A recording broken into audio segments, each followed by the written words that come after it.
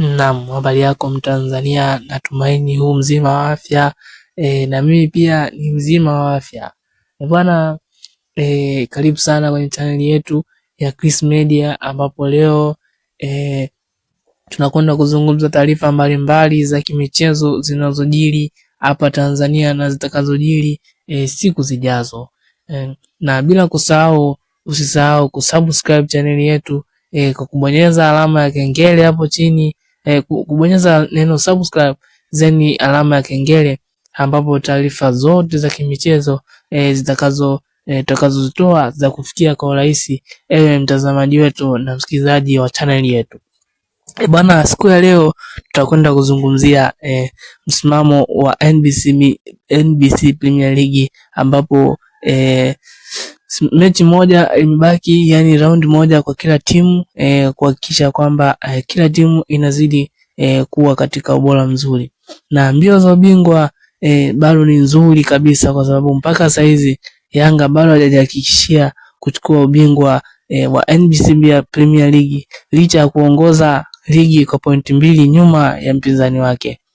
Yanga bwana wanaongoza kwa pointi 2 dhidi ya Simba Sport Club, maanisha wakiwa na pointi 72 kwa 70 ambazo wanazo Simba. Bwana, mchezo wa mwisho utaenda kupigwa, ambapo endapo Young Africans atapoteza huo mchezo na Simba akashinda, moja kwa moja Simba Sport Club ataenda kuwa bingwa wa NBC Premier League. Na endapo Yanga atapata sare yoyote ama pointi yoyote kwa siku hiyo, basi ataweza kuwa bingwa, kwa sababu atakapopata sare na Simba atashinda, maana yake watakuwa na pointi sawa, yani 73 kwa 73, ambapo Yanga yeye amefunga goli nyingi sana ukifananisha na Simba, ambapo mchezo wa mwisho Yanga anakwenda kumalizana na JKT pale uwanja wa Meja Jenerali Samuyo.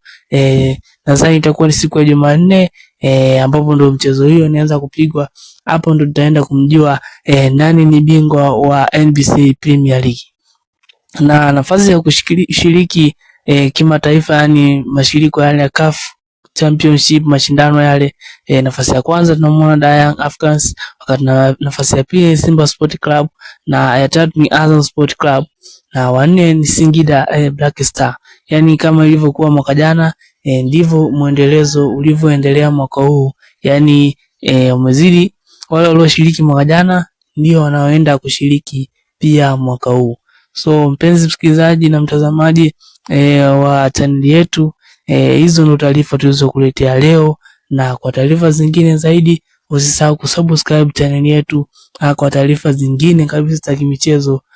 Muda wote ulikuwa nami presenter wako Chris Mwenda.